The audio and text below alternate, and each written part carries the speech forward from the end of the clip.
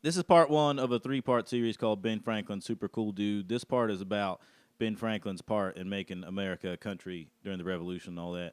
See, we used to be a British colony, which Ben Franklin thought was all right. Ben Franklin thought the British were okay. They had a big navy. They gave us people to trade with. They stayed out of our business. He even fought next to him, and he fought next to him in what America calls the French and Indian War.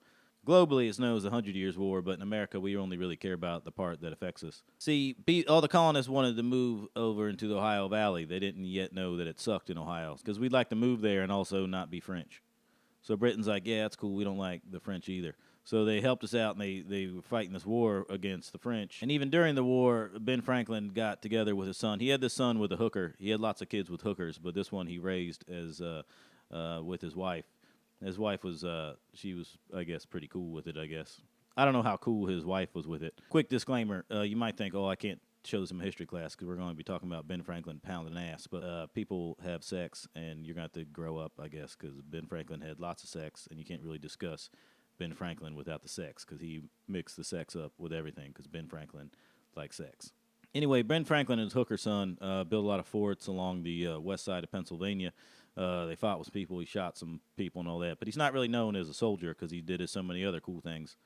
Anyway, the British beat the French, and then afterwards they're like, yo, dude, we fought that war for you guys. It was kind of expensive. Now we're going to levy some taxes on you. And there has been a going back and forth between Britain and America on why the revolution happened. The British said it's because we didn't want to pay our taxes. And America's like, yeah, we did want to pay our taxes, but we didn't want to pay them in the stupid way he asked us to. Britain, see, the problem back in those days is Britain didn't really ask us anything. They just sort of told us everything.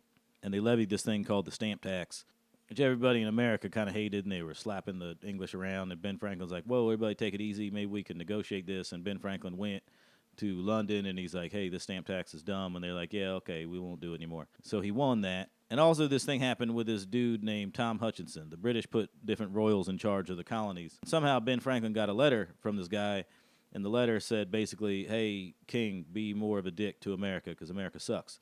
And Ben Franklin took this letter and he made it public. He wasn't trying to get everybody angry at the British. He was trying to get everybody angry at Tom Hutchinson.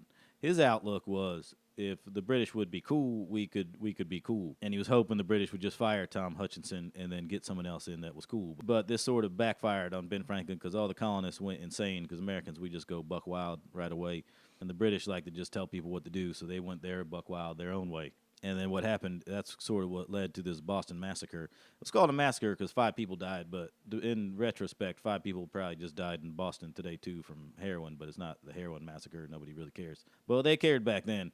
So Ben Franklin went over to negotiate it in London, but while he was on his way over there, they had the Boston Tea Party thing. That's where the Americans just threw a bunch of tea in the bay because they didn't want to pay taxes on the tea. America also used to like non-iced tea.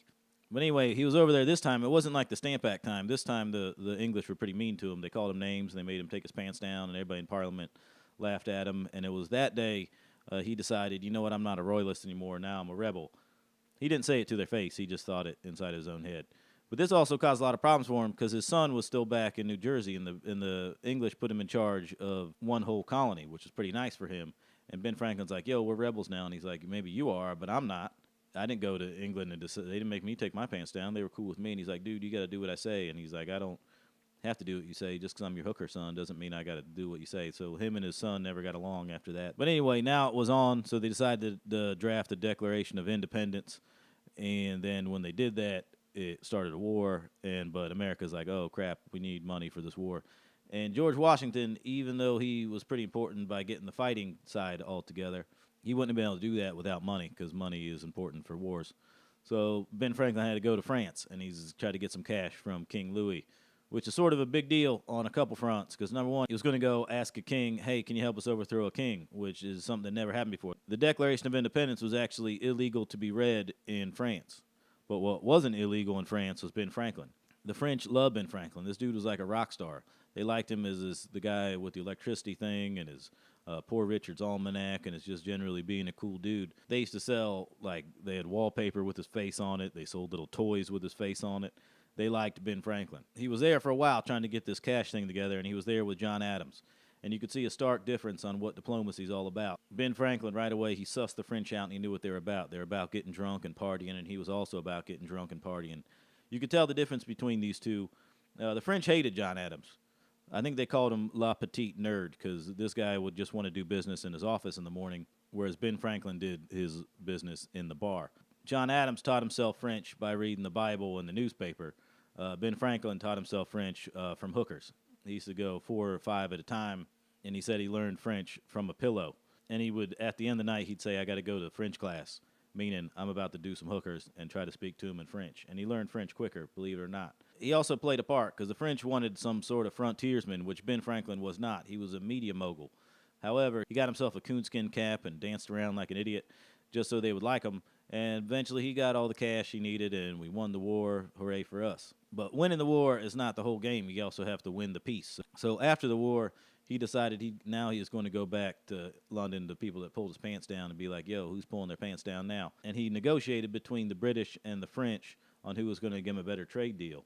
And I know France was like, dude, what's up, man? We helped you win the war. Now you're going to pit us against the British on some sort of trade deal. And he's like, yeah, welcome to the world, bro. And King Louis was actually right to hesitate to give him cash because a few years later, the French did the same thing Americans did and chopped that dude's head off. But that's the power of Ben Franklin's negotiating skills, is he talked this dude right out of his own head. But anyway, we would not be a country without Ben Franklin. So hooray for Ben Franklin, super cool dude. Anyway, if you have any questions, look it up in a book because I don't want to answer it for you. Thanks.